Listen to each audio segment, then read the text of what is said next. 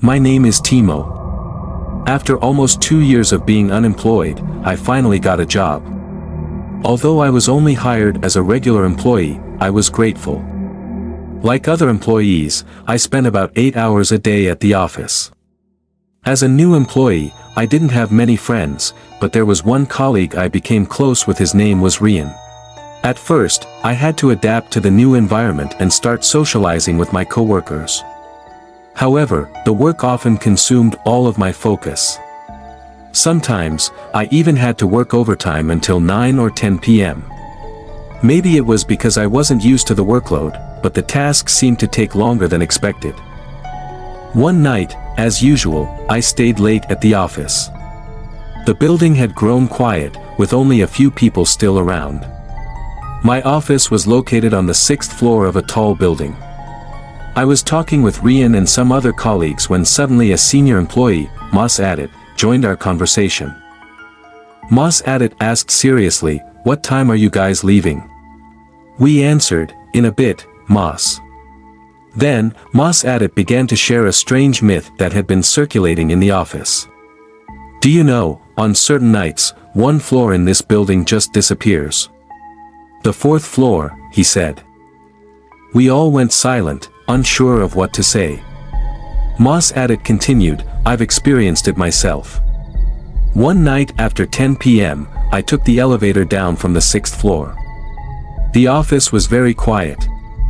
As the elevator descended, I noticed that the indicator skipped over the 4th floor. But the 4th floor should have been there." We nodded silently, and Mas Adit left the conversation. A coworker who had been working there for a long time said, "Maybe he's just trying to scare you." We went back to our desks, but the curiosity lingered.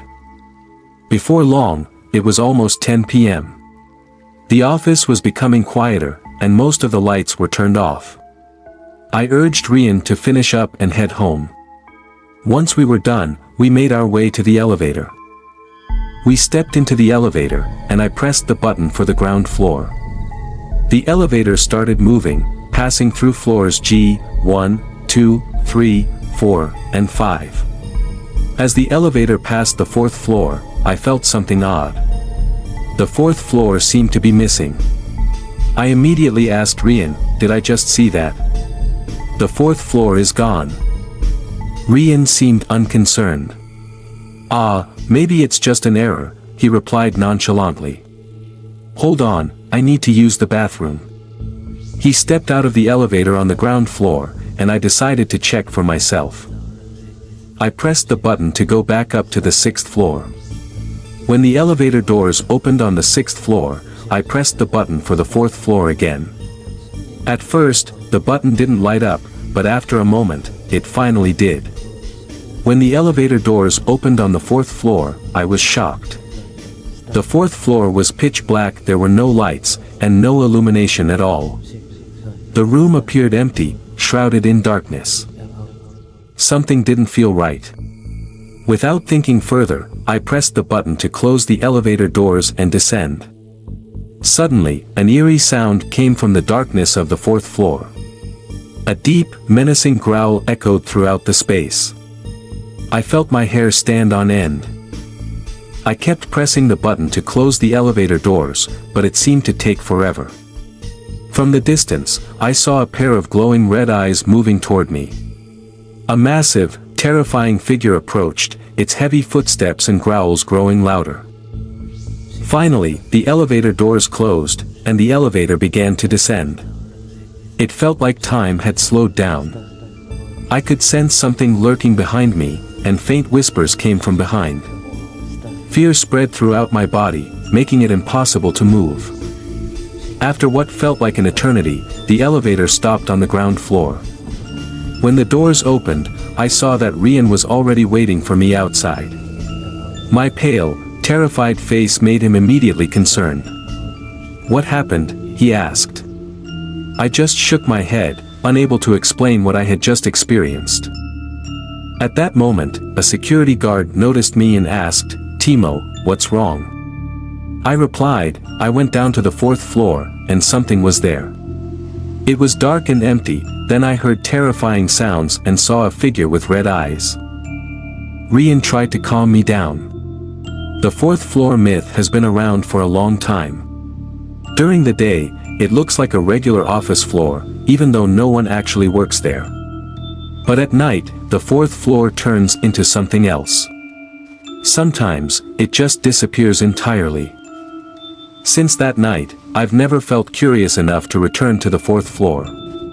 The experience was too terrifying, and I now believe there's something strange about that floor.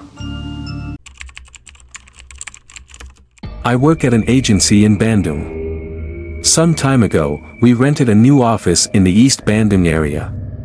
The office is located in the hills, offering a serene and ideal atmosphere for work. Previously, the place had been vacant for years until it was renovated into a minimalist and comfortable office. However, at night, the atmosphere turns eerily different. That day, as usual, I worked as a designer on the second floor. The ground floor was used for a meeting room and studio, while the second floor served as the main workspace, with several desks, including mine and my boss's desk. Let's call him Mr. Andy. After Maghrib, most of my colleagues had gone home. I left the office briefly for dinner because I was starving. Around 9 p.m., I returned to the office. The atmosphere was quiet, and the only person I saw was Mr. Andy at his desk, focused behind his large computer screen. "Working late too, sir?" I greeted him. "Yes," he replied briefly with a nod. I felt relieved to have company at the office. Returning to my desk, I resumed working on a design that needed to be submitted to a client. After finishing, I sent the result to the workgroup chat. Mr. Andy was in the group, so I informed him before leaving. "Sir, the design is done. I'll head home now." He nodded again, giving me permission to leave. As I was about to leave, I met the security guard downstairs. He asked why the lights on the second floor were still on and if the door had been locked. I casually replied that Mr. Andy was still upstairs, so he would likely turn off the lights and lock the door later. However, the security guard's answer shocked me.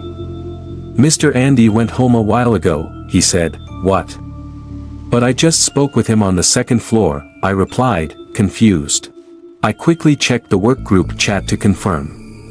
Mr. Andy replied to my message, saying that he had left right after Maghrib. My heart raced.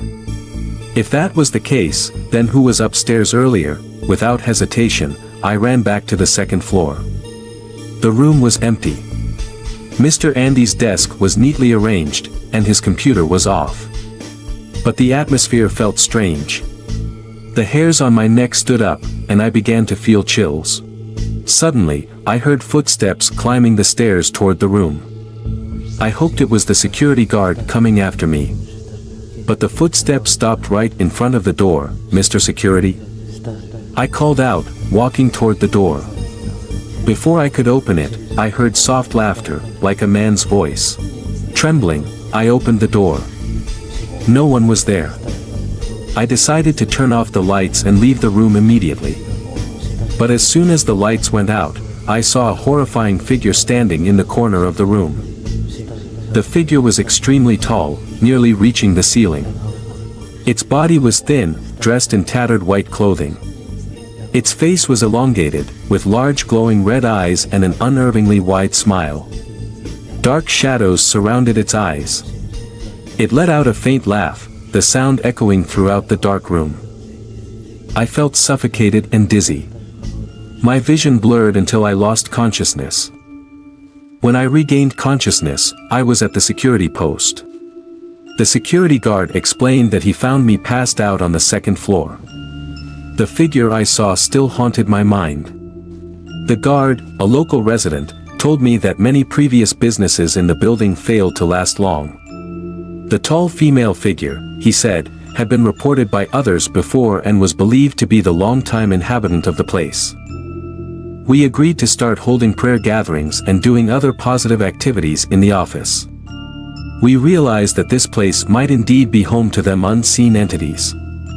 As long as we respect each other, we believe we can coexist peacefully. Daytime is our time to work, while nighttime belongs to them. It all began when my friend contacted me to meet and discuss his new business venture. He planned to open a coffee shop in an old Dutch colonial house in Bandung. The house had been vacant for years before he rented it. My friend asked me, Artie, who happens to work as an interior designer, to help design the coffee shop. I agreed and began working on the design. When I first visited the location, I noticed that the house had quite a spacious area. The front part was relatively well maintained, but the back was damaged and unusable. Upon entering, I felt that the old building's ambience had a unique charm. My friend agreed to preserve its vintage look, with only minor additions like lighting fixtures, wall decorations, and furniture to match the concept. I brought along my assistant, Cinta, to help survey the site. We began measuring every corner of the house. While measuring the interior, I heard faint voices of a man and a woman talking. Curious, I went back to where Cinta was. "Who were you talking to earlier?" I heard a man's voice, I asked. Cinta looked confused and shook her head, saying there was no one there. After we finished measuring, we started taking photos of every corner of the house, including the unused back area. Strangely, when I tried to photograph one of the rooms, the results were always black, even though my digital camera worked fine elsewhere. I tried using the flash, but the result was just a bright white light. I adjusted the settings, but nothing worked. I asked Cinta to try using her camera, but the outcome was the same. Even when I tried using my phone, it shut off unexpectedly after just one attempt to take a picture. As it was getting dark, we decided to call it a day and head home. On the way, I dropped Cinta off first. While driving home alone, I felt as though someone was sitting in the seat next to me. However, every time I looked, the seat was empty. Even stranger, the passenger seatbelt alarm in my car kept going off, even though there was no one sitting there.